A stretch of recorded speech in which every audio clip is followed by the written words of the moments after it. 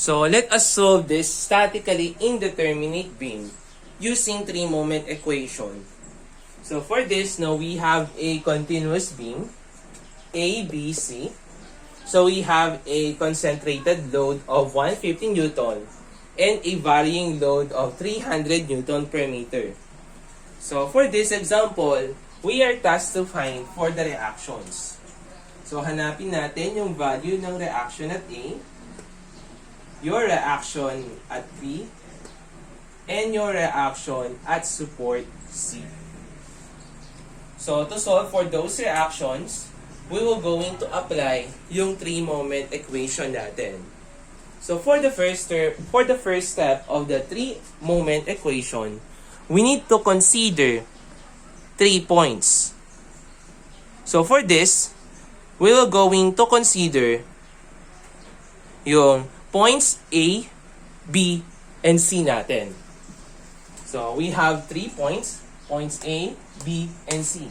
Since it is supported, yung mga points natin are supported by hinge, roller, and roller. So yung tendency is magkaka-level lang yung tatlong points natin. So mangyayari niyan is we can use yung simplified equation natin sa three-moment. So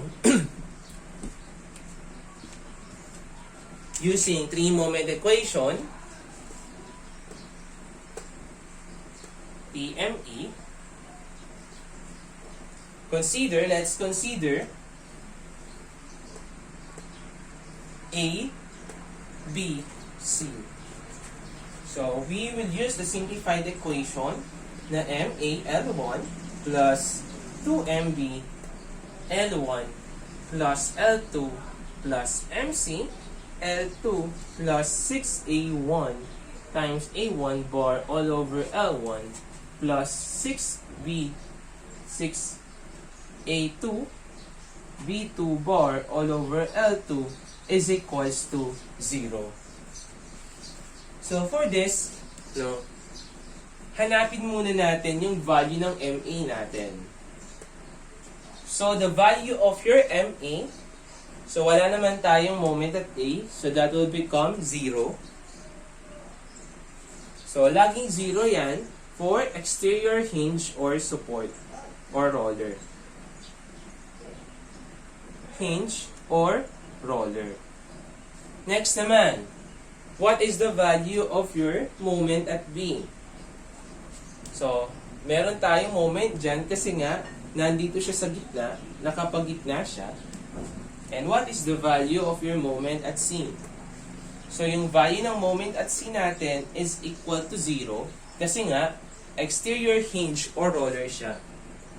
Next naman is we will going to know the value of your L1.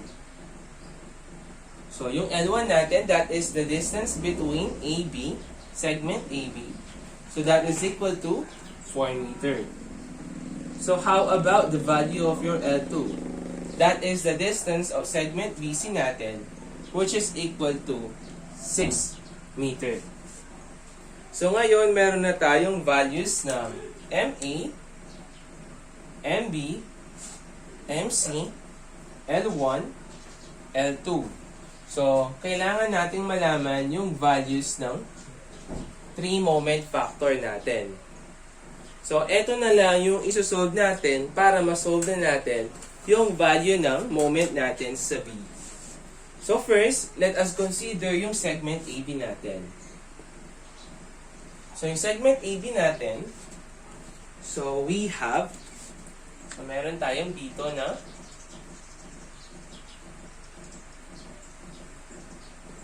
so, this is A. Tapos, meron tayo, tawagin natin itong B prime. Tapos, meron tayo dito na 150 Newton. Yung distance na dito is 1 meter. Tapos, dito that is 3 meter. Yung kabuuan naman, that is 4 meter. So, in solving for, so, dito sa ano natin, dito sa first part natin, dun sa first segment natin, ito yung 6A1 A1 bar all over L1 natin. So, kukunin natin dito is yung 6A1, A1 bar all over L1. So, eto no, yung kino-consider lagi natin dito. So, 6A1, A1 bar all over L1, yung left part. So, lagi natin kino-consider yung left part. Tapos, dun sa kabila naman, that is right naman. Right part. So, for this, no, let's apply yung general equation natin for the 3-moment factor. So, yung tawag natin sa dalawang to is 3-moment factor. So, apply natin, that is P multiplied by near all over L multiplied by L squared all over near squared, or the value of your A squared. So, solve natin.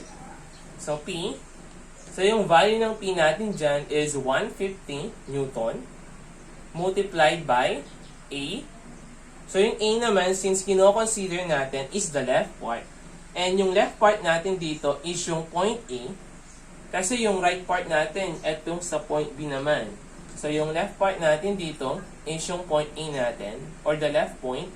So, yung distance niya, that is 1 meter, all over yung total length natin na 4, multiplied by 4 squared minus 1 squared.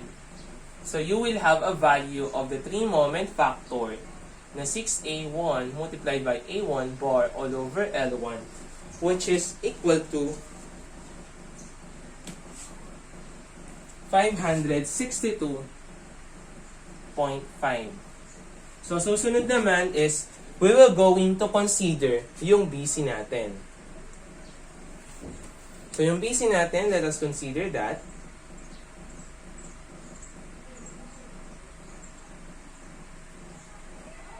Sabihin natin, this is our BC. So, meron tayo dito. So, this is our B, double prime. Tapos, eto yung C naman. So, meron siyang length na 6 meter, intensity of 300 Newton per meter. So, para ma-solve naman natin yan, no? Sa mga 3-moment factor natin, meron tayong given na table. So, that table, it is indicated na dito sa left part, para makuha natin yung, etong sa left part ha, yung left part natin, that is 6A1, A1 bar all over L1. Yun naman sa right part, yun naman yung tinatawag nating 6A2, B2 bar all over L2. So, for this, no, for this segment, yung isosolve natin is 6A2, B2 bar all over L2. Or in other words, no, etong 6A1, A1 bar all over L1, kunin natin yan sa first segment natin na AB. Ito namang pumangalawa na 3-moment factor, kunin natin yan sa segment na BC. So, for segment BC, etong 6A2, B2 bar over L2, yung kukunin natin. So, given by the formula, yung tabulized, no, eto, dito sa kabila, that yung factor natin na yan, na 6A1,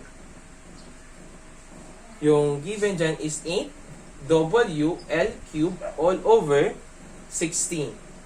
Dito naman, that is equal to 7WL cube over 16. So, by applying the formula, no, makukuha natin yung value ng 6A2 B2 bar all over L2 using the formula na 7W, which is 300, yung L natin is 6 quantity cube all over 60 is equal to 7, 5, 16. Or, so, ito yung value ng 6A2B2 bar all over L2. So, what if nakalimutan mo yung formula natin? So, you can use that. So, pwede natin gamitin yung application natin sa moment area. Since yung moment area naman natin since yung 3-moment equation naman natin, it was derived sa moment area, so pwede natin gamitin dito yung principle na natutunan natin sa area moment method. So let's choose. So gawin lang natin is, other solution lang to or, so let's consider yung, ano natin dito, let's consider na yung point C as moment center. Kasi nga, nandyan yung ordinate natin. Nandyan yung height ng varying load natin. So, gawin natin, nandito yan. So, next naman is, ayan. So, that is our moment center. Ngayon, kunin lang natin yung value ng mga reactions natin dyan. If we will going to consider that, meron tayong reactions dyan, which is equal to, so eto nyan, mangyayari is mag-moment ka sa C para makuha mo yung value na to. So that is equal to 300. Tapos yung kabila naman, moment ka dito, makukuha mo yung reaction dito, that will become 600. Etong dalawang to, yung gagamitin natin para makuha natin yung value ng moment diagram by parts natin using point C as moment center. So for this one, so consider natin, ito yung ano natin, 0. Ayan. So mangyayari, meron tayong 300, yung moment center natin dito sa point C. So 300 multiplied by the moment center by the moment arm na 6. So you will have positive 1,800. So susunod naman yan is we have a varying load. So imo-moment natin siya sa point C. So we will have, since downward dyan, magiging pababa yan. So meron tayo dito na 3 degrees. So that will become 1/2 of 300 multiplied by 6 multiplied by the moment arm of 1/3 of 6. So you will have negative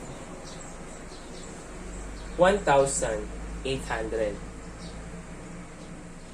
So that will become yung moment center natin.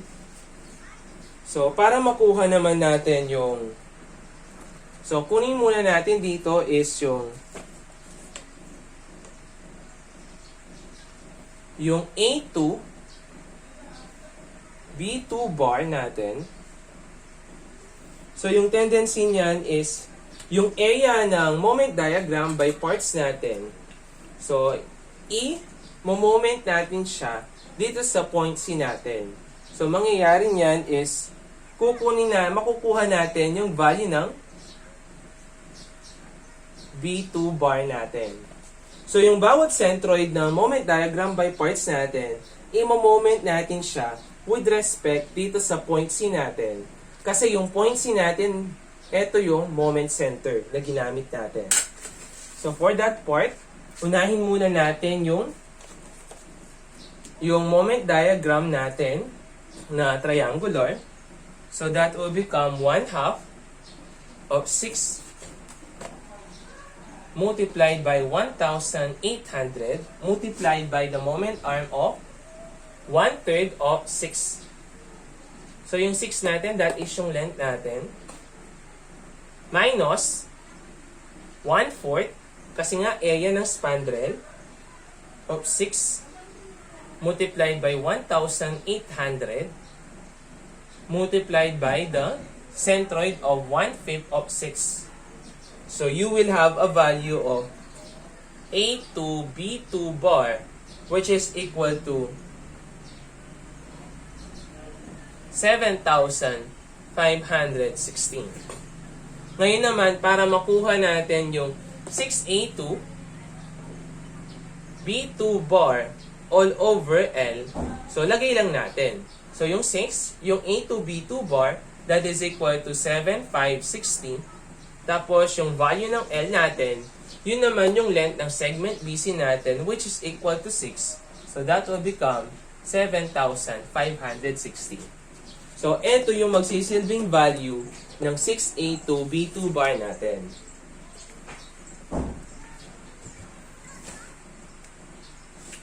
So, nakuha na natin yung mga factors natin. So, yung 6A1, A1 bar all over L1, kinuha natin sa first segment. Yung 6A2, B2 bar all over L2, kinuha naman natin siya sa second segment. So, what if nakalimutan mo yung principle ng moment center, yung principle ng area moment method, at the same time, nakalimutan mo yung formula natin. So, there is other way to solve for the value of 6A to B2 bar all over L2. So, pakita natin. So, tandaan lang na yung 6A to B2 bar, that is 7, 5, 16. So, sabi ko nga sa inyo, yung mga formulas, kanina, yung first method natin, sa pagkuha ng 3-moment factor, is, nakuha lang naman yan sa general formula natin. Which is yung general formula, kapag minemorize mo yon, it is obviously applicable sa lahat ng loadings natin. So, yung sinasabi ko na general formula, I am talking about eto, yung PA over L multiplied by L squared minus A squared. So, for this part, since yung i-consider natin is yung right side, so yung general formula natin for that is 6A2 B2 bar all over L2 is equal to P over L multiplied by L squared minus B squared. Kasi nga, for this example, sabihin natin na concentrated load. So, yung general formula natin na yan, eto yan. So, this is yung concentrated load P. Eto yung A, eto yung B. Kapag kino-consider mo is yung isang moment factor natin na 6A1, B1, A1 bar all over L1, gagamitin mo is yung A. Kapag naman isosolve mo yung 6A2, B2 bar all over L2, gagamitin mo naman yung value ng B natin. So, for this, gagawin lang naman natin is, we will going to consider a strip. So, magko-consider lang tayo ng strip dito. So, magko-consider tayo dyan ng strip. So, sabihin natin yung width ng strip natin, that is dx. Tapos, yung height niya, that is y. So, para makuha natin yung value or yung load natin, di ba? Kapag kukunin natin yung load natin dyan, that is P is equals to, kapag uniformly, that is yung area ng strip natin, which is equal to y dx. So, for this part, we will just consider a strip. Siyempre, yung gagawin natin dyang reference, so always consider, kapag ginagamit natin yan, kapag varying load, lagi tayong nagre-reference dito sa zero intensity. So, nandirito yung x natin. So, nandyan yung value ng x natin. So, kung i-apply natin yan sa formula, siyempre, para makuha natin yung value ng moment factor natin, we will going to apply yung integral calculus. So, for this, yung mangyayari niyan is equals to the integral calculus of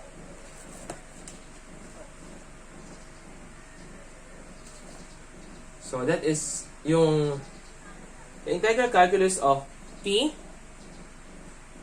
over L squared minus B squared. Ngayon, yung problema lang natin dyan is, ano yung value ng P natin? So, that is y dx. Ngayon, kailangan muna nating malaman yung value ni y. So, by similar triangles, so you will have y over y, yung height niya, all over, yung base niya na x, is equals to yung height ng malaking triangle na 300 all over yung base niya na 6. So, y is equals to 50x. So, ang gagamitin natin dito sa formula natin, the value of your p is equals to, so that is equals to y dx, tama. So, that is 50x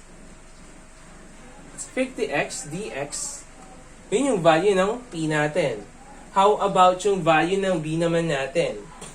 So, that is, since ito yung b natin, as prescribed dun sa formula natin, so that will become 6 minus x over, yung L natin is 6.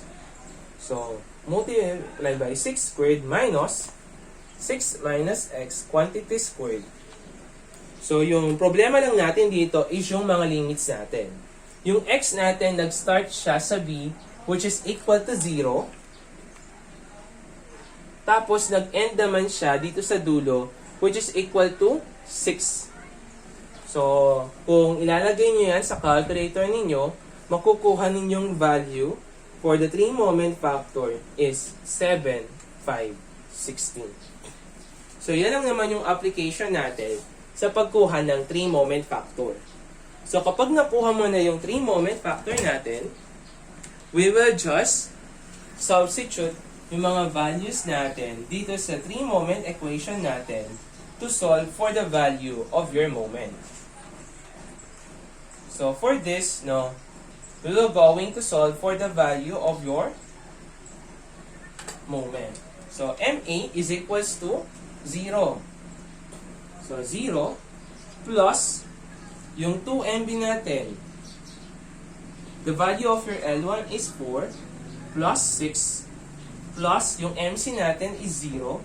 Kaya mag-0 yan. Plus yung first 3-moment factor natin, moment factor na 562.5 plus yung susunod na factor na 7,560 is equals to 0. So, you can now calculate for the value of your MB, which is equal to negative 406.125 kilonewton meter. So, ayan, may nakuha na tayong value ni M. So, yung M natin na yan, yun tinatawag natin bending moment. So, siyempre, meron tayong bending moment. Since meron tayong moment at B, yung beam natin, it will be divided into 2 parts. I-divide natin siya sa 2 parts para ma-solve natin yung value ng mga reactions natin. So, for this part, let us consider first and solve for the support reactions. Hanapin natin yung value ng RA, RB, at saka RC. In solving for the support reactions, so let's consider first yung segment AB natin. So, for the segment AB, meron tayo dito na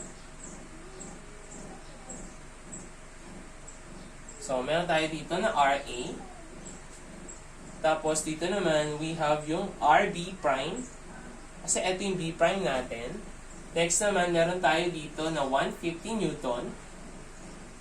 So, 1 meter dito. Tapos, 4 meter. Tapos, mangyayari, tendency is meron tayong moment dito. So, yung moment at B natin, this is point A. And the other one is yung point B prime naman natin. Kaya ginawa natin siyang B prime kasi nga, i-divide natin sa dalawa yung beam natin. So, for the first part na AB, yung dulo natin, that is B prime. For the next part naman, B double prime naman siya. So, for this example, so kailangan, since hinati natin yan, so magkakaroon tayo ng shear, at the same time, magkakaroon tayo ng bending moment. Wherein yung bending moment natin, yun yung na-solve natin using the 3-moment equation. So, para ma-solve natin yung so, ang tanong naman is, ano yung rotation ng bending moment natin? Is it counterclockwise or clockwise? So, since negative yung nakuha natin sa moment natin at B. So, meaning to say, yung beam natin, that will concave downward. So, yung palang rotation ng moment natin sa beam natin, it depends sa sign. Since negative yan, it will concave downward. So, paano po ba yung pagko-concave downward? So, let's say we have a beam. Ito yung beam natin. It is supported dito sa end natin. So, kapag sinabi natin concave downward, yung beam natin, dapat magpaganto siya. Ayan, concave downward. So, kung titingnan natin, no, paano natin mapapasad, kasi concave downward sad face. Paano natin mapapasad yung beam natin? So, kung mag-a-apply tayo dito, so let's say, we're going to apply na counterclockwise. So, mag-apply tayo dito ng counterclockwise. If I were going to apply a counterclockwise moment dito, so yung tendency is, magko-concave upward siya. Yung beam natin, so for this point. So, what if I were going to apply a counterclockwise? So, mangyayari is, mag-apply tayong counterclockwise. So, ikutin natin ng clockwise. So, that will become concave downward. So, yung rotation ng beam natin, yung value ng MB natin dyan, is clockwise. So, meron tayong clockwise rotation dito, which is equal to 406.125 Newton meter. So, Newton lang yon. So, kapag meron na tayong value ng moment natin dyan, we're going to summation moment at that point para makuha natin yung value ng reaction at E natin. So, let's take summation moment at B prime is equals to 0. So, clockwise is positive. So, RA multiplied by 4 minus 150 multiplied by 3 plus 406.125 is equals to 0. So, the value of your RA is now equal to 351 all over 32 newtons. So, para makuha naman natin yung reaction at RB prime natin, so that is only equal to summation forces vertical is equal to 0, upward positive. So, yung RB prime natin, makukuha natin yan na 150 minus 351 all over 32. So, you will have the value of RB prime which is equal to 4,449 all over 32 Newton. So, on the next part naman, in solving, na-solve na natin yung value ng reaction at A natin, which is equal to 351 all over 32. So, susunod na isa-solve naman natin is yung reaction natin sa B at the same time yung reaction natin sa C. So, paano natin magagawa yon? So, same lang naman yung ginawa natin kanina na kinonsider natin yung segment AB. Right now, we will going to consider naman yung segment BC natin. So, kapag kinonsider natin yon, same application lang. Kunin natin una yung reaction at C. Pangalawa is yung reaction natin at B double prime. Tapos, we can solve for the value of our reaction. So, last na isosolve natin is yung reaction at B natin. So, let us consider yung segment BC natin. So, our segment BC has a varying load of 300 Newton per meter. So, meron tayo dito na B double prime, tapos dito C. So, meron tayo dito na 300 Newton per meter, 6 meter dito. So, this is yung RB double prime. And ito yung RC natin. So, for this part, yung MB natin, yung bending moment natin na 406.125, that will make the beam na concave downward. So, for this example, since yung kinonsider natin at B prime is clockwise, So, para mag-equalize yan, para kapag pinagsama yung beam natin is mag-equal and mag-zero yung value ng moment natin dito. So, kung clockwise yan, yung susunod natin dito is counterclockwise. So, yung moment natin dyan is equal to 406.125. So, moment lang tayo sa point B prime. So, let's take summation moment at B double prime is equals to 0. So, that will become counterclockwise is positive. So, you will have RC multiplied by 6 plus 406.125 minus etong varying load multiplied by the moment arm of 2/3 of 6. 2/3 of 6 is equals to 0. So the value of your RC is now equal to 8517 over 16 Newton. So kunin naman natin yung value ng RB prime natin. Let's take summation forces vertical is equals to 0, upward positive. So the value of your RB double prime, so 1/2 300 multiplied by 6 minus natin yung value ng RC. So you will have 5,883 all over 16 Newton. So nakuha na natin yung value ng RC natin, yung RA natin, eto, yung RC natin. So yung RC natin, that is equal to 8517 all over 16. So susunod naman, on the last part is we will going to know the value ng RB natin. So yung RB natin, yun yung nasa gitna. So that will become equal to RB prime plus RB double prime. So yung value ng RB prime natin, eto yan, 4,449 over 32 plus the value of RB double prime na 5,883 all over 16.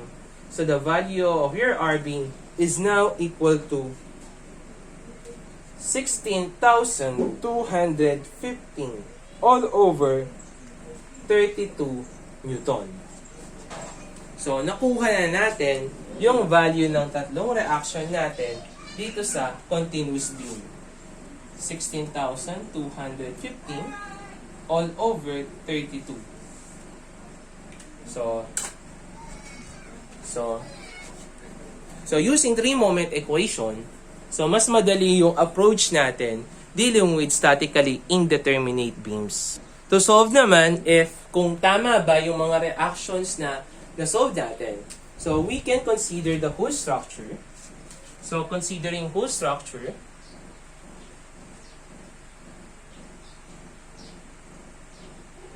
so kapag kinonsider natin yung whole structure natin, let's take summation forces vertical is equals to 0. So we have yung mga reactions natin. So 351 all over 32 plus 16,215 all over 32 plus 8,517 all over 16 minus the value concentrated load minus yung varying load. So that is equal to 0. So 0 is equal to 0. So meaning to say, tama yung nakuha natin mga values ng reaction natin. So that is yung solution natin, no, for a continuous beam. So yun yung procedure natin for three-moment equation.